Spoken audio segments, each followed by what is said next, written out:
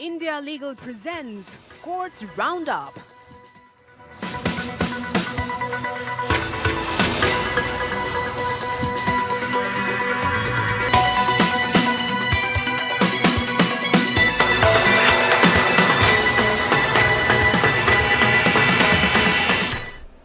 नमस्कार, स्वागत है आप सभी का। मैं हूं आपके साथ कुमार कुणाल धीरज और आप देख रहे हैं कोर्ट्स राउंडअप। इस बुलेटिन में अगले आधे घंटे तक हम आपको कोर्ट से जुड़ी तमाम छोटी बड़ी खबरों से अप टू डेट करवाएंगे।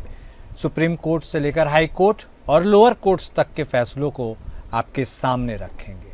तो आइए शुरू करते हैं courts roundup. India Legal presents Courts Roundup.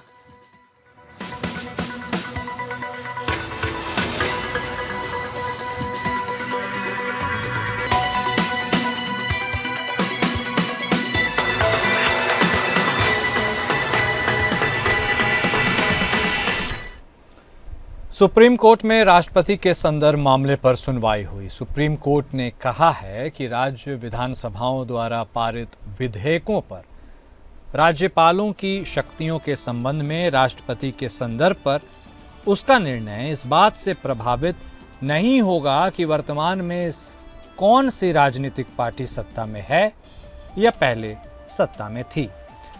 राष्ट्रपति द्रौपदी मुर्मू ने शीर्ष अदालत को एक संदर्भ भेजा था जिसमें पूछा गया था कि क्या अदालत विधायी प्रक्रिया में समय सीमा निर्धारित कर सकती है और क्या यह राज्यपालों और राष्ट्रपति की विवेकाधीन शक्तियों का उल्लंघन होगा।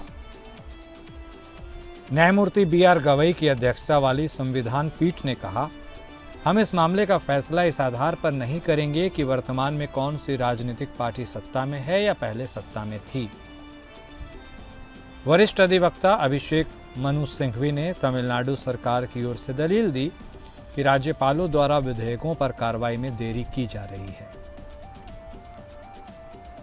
सॉलिसिटर जनरल तुषार मेहता ने इसका विरोध किया और कहा कि वह अन्य राज्यों के उदाहरण भी प्रस्तुत कर सकते हैं। कोर्ट ने कहा कि वह इस मामले का फैसला कानूनी पहलुओं के आधार पर करेगा और राजनीतिक दलों के बीच के मतभेदों को नहीं देखेगा। कोर्ट ने कहा, हम नहीं चाहते कि यह मंच राजनीतिक मंच बन जाए। यह मामला तमिलनाडु सरकार द्वारा दायर एक याचिका से संबंधित है जिसमें राज्यपाल की शक्तियों और विधेयकों पर कार्रवाई में देरी के मुद्दे पर सवाल उठाए गए थे। शीर्ष अदालत ने अप्रैल में एक महत्वपूर्ण फैसले में कहा था कि राज्यपालों को विधेयकों पर कार्रवाई करने के लिए एक निश्चित समय सीमा के भीतर काम करना चाहिए।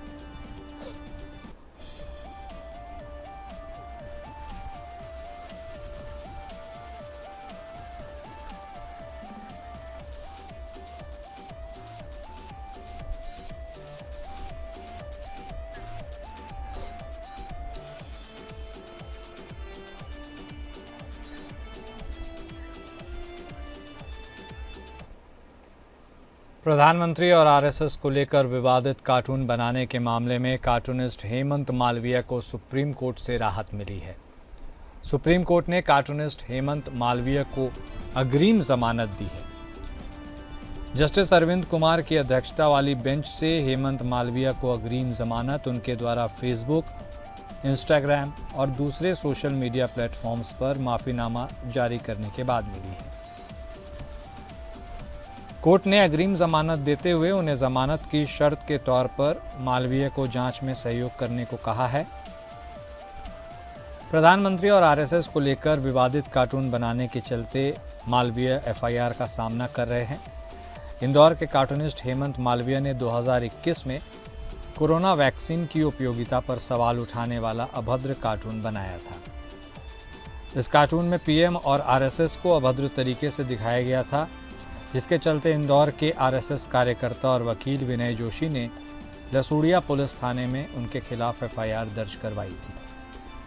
मालवीय ने गिरफ्तारी से बचने के लिए सुप्रीम कोर्ट का रुख किया।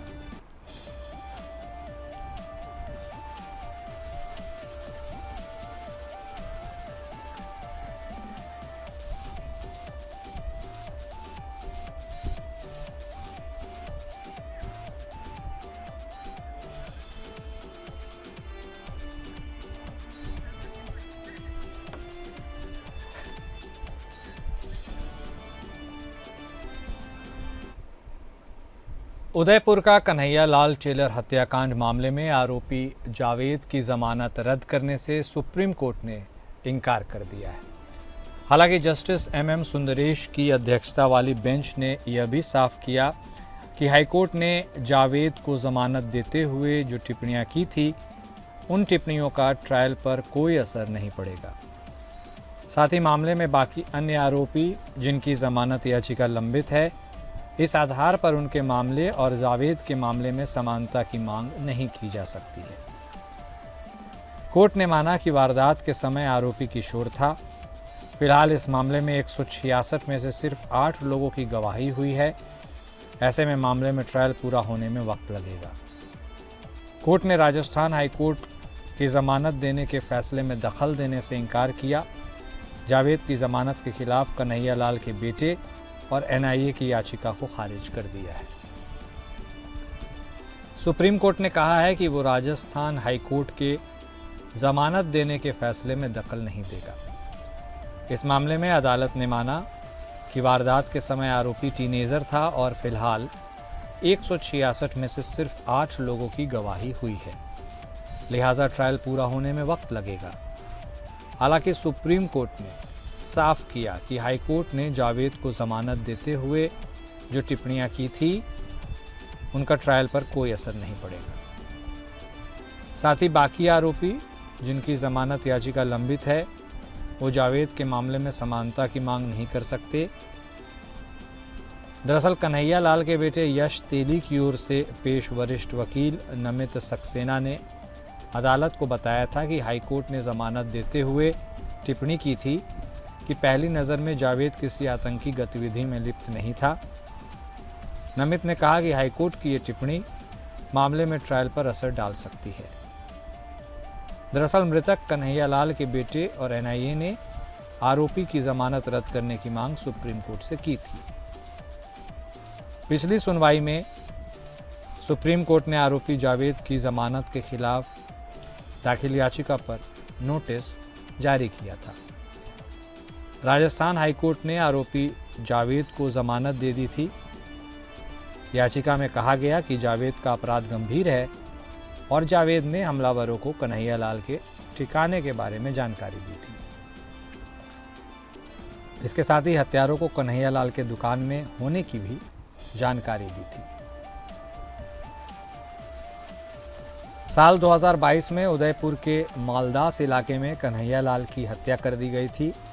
दोनों आरोपियों ने इस घटना को अंजाम देने के तुरंत बाद सोशल मीडिया पर एक वीडियो पोस्ट किया था।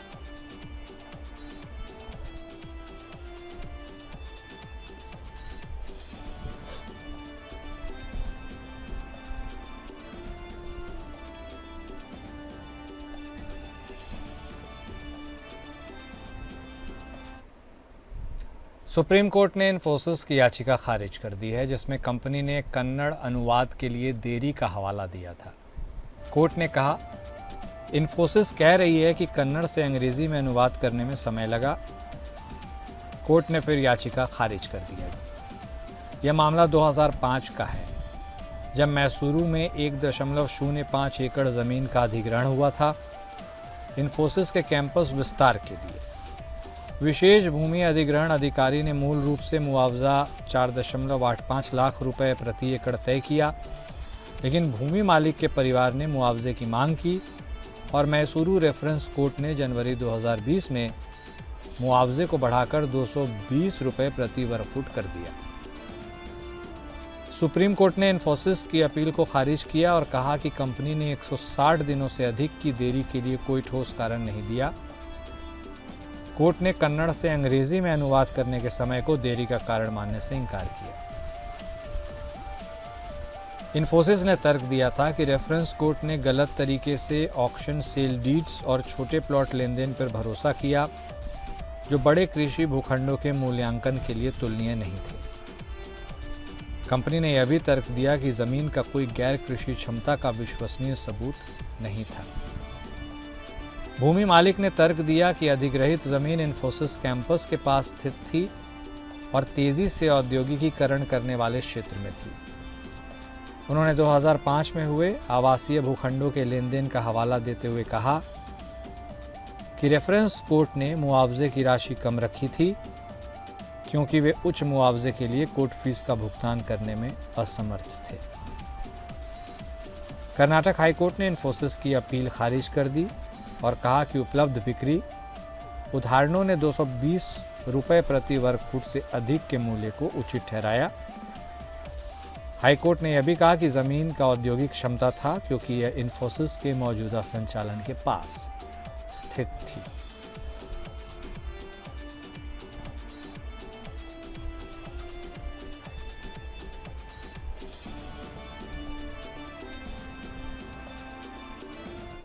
सुप्रीम कोर्ट ने एक मौत के मामले में संदेह जताया है। एक ऐसे मौत पर सवाल उठे हैं जिसे आत्महत्या माना जा रहा है। सवाल ये उठा है कि क्या कोई व्यक्ति छाती पर राइफल से खुद को गोली मार सकता है। कोर्ट इस बात की जांच कर रही है कि क्या मामले के सभी प्रासंगिक पहलुओं की जांच की गई है, जिसमें हत्या की संभावना भी शामिल है।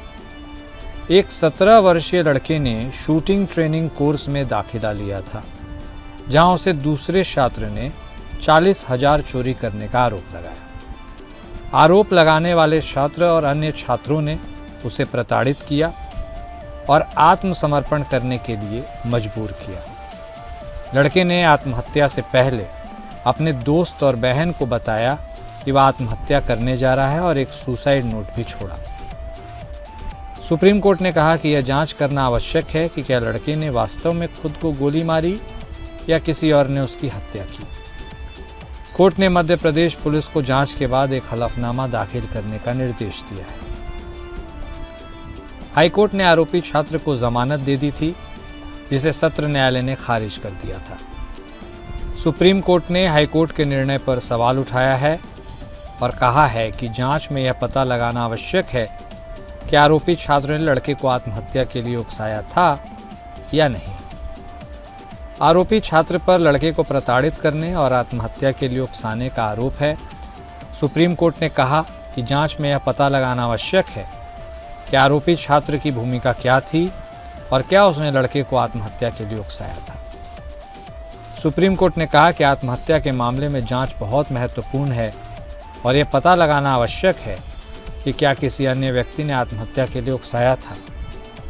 कोर्ट ने मध्य प्रदेश पुलिस को जांच के बाद एक विस्तृत रिपोर्ट दाखिल करने का निर्देश दिया है।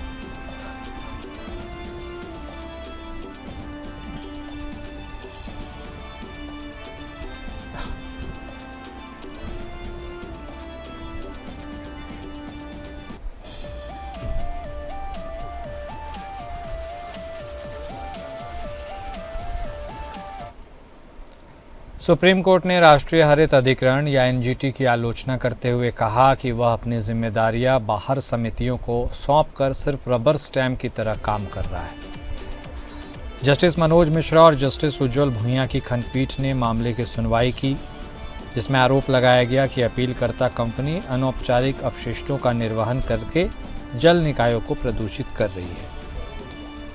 एनजीटी ने सीपीसीबी, यूपीपीसीबी और जिला मजिस्ट्रेट की संयुक्त समिति की रिपोर्ट पर आंख मूंद कर भरोसा करते हुए अपशिष्टों के अवैध निपटान, निर्वहन में कमी और रिकॉर्ड बनाए रखने में विफलता जैसे कई उल्लंघन पाए।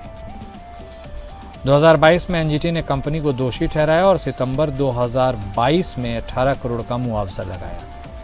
हालांकि कार्रवाई को प्राकृतिक न्याय और जल अधिनियम का उल्लंघन बताते हुए चुनौती दी गई। एनजीटी का आदेश रद्द करते हुए जस्टिस भुइयां द्वारा निर्णय में यह कहा गया, एनजीटी के न्यायिक कार्य समितियों यहां तक कि विशेषज्ञ समिति को भी नहीं सौंपे जा सकते। निर्णय एनजीटी के ही होने चाहिए। एनजीटी का गठन कानून के तहत विशेषज्ञ न्यायिक प्राधिकरण के रूप में किया गया। एनजीटी में निहित कार्यों को पूरा करने के लिए समितियों को कार्य सौंपकर निर्वहन को बाधित नहीं किया जा सकता। अदालत ने कहा, एनजीटी न्यायिक कार्य करता है। एनजीटी के लिए यह और भी जरूरी है कि वह जो भी करे वैधानिक रूप से वह निर्धारित हो, वह निष्पक्ष प्रक्रिया का पालन करे। नैसर्गिक न्याय के सिद्धांत अभिन्न अंग है। वैधानिक प्रावधानों की अनदेखी करके अपने निर्णय को लेकर जांच को प्रशासनिक समितियों को सौंपकर इसे और अधिक कठोर नहीं बनाया जा सकता। कि एनजीटी के अधिकार क्षेत्र में नहीं है।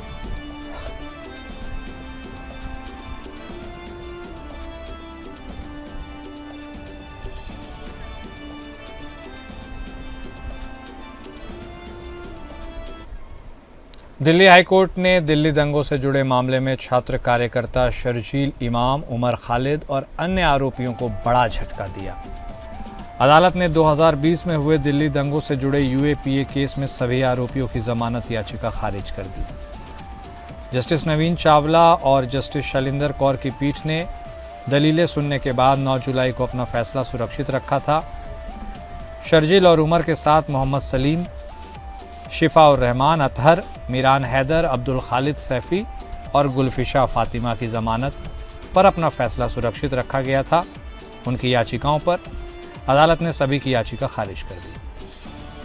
अभियोजन पक्ष ने जमानत याचिका का कड़ा विरोध करते हुए दलील दी थी कि यह सिर्फ और सिर्फ दंगों का मामला नहीं बल्कि एक ऐसा मामला है जहां दंगों की साजिश पहले से ही एक भयावह मकसद और सोचे समझे षड्यंत्र के साथ बनाई गई थी। सॉलिसिटर जनरल तुषार मेहता ने दलील दी कि यह वैश्विक स्तर पर भारत को बदनाम करने की साजिश थी। फरवरी 2020 में हुए दंगों में 53 लोगों की मौत हुई थी, 700 से ज़्यादा लोग घायल थे। यह हिंसा नागरिकता संशोधन कानून और एनआरसी के खिलाफ प्रदर्शन के दौरान भड़का था। शर्जील इमाम, खालिद सैफी, गुलफिशा फातिमा और अन्य आरोपियों की जमानत याचिकाएं 2022 से हाईकोर्ट में लंबित थी। अन्य आरोपी अतहर खान, मोहम्मद सलीम, शिफा उर रहमान, मीरान हैदर, गुलफिशा और शादाब अहमद भी जमानत के हकदार होने का दावा कर रहे थे। उनके वकीलों ने 5 साल से ज़्यादा लंबी हिरासत, ट्रायल में देरी और अन्य सह आरोपियों जैसे देवांगना कालिता, नताशा नरवाल को जमानत मिलने का हवाला दिया। उमर खालिद के वकील त्रिदीप ने कहा कि व्हाट्सएप ग्रुप में सदस्य होना या मैसेज न भेजना अपराध नहीं। खालिद सैफी की वकील रेबेका जॉन ने यूएपीए के दुरुपयोग पर सवाल उठाया। कोर्ट ने पुलिस के तर्कों को मजबूत माना और कहा कि स्पीचेस और मीटिंग से डर का माहौल बना जो सीए, एनआरसी, बाबरी, ट्रिपल तलाक और कश्मीर जैसे मुद्दों पर आधारित था।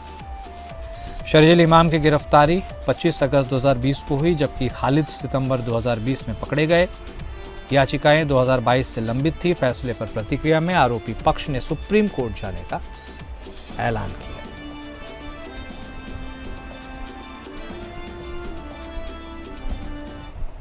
और कोर्ट्स राउंड अप में अभी के लिए बस इतना ही। नमस्कार। India Legal presents Courts Roundup.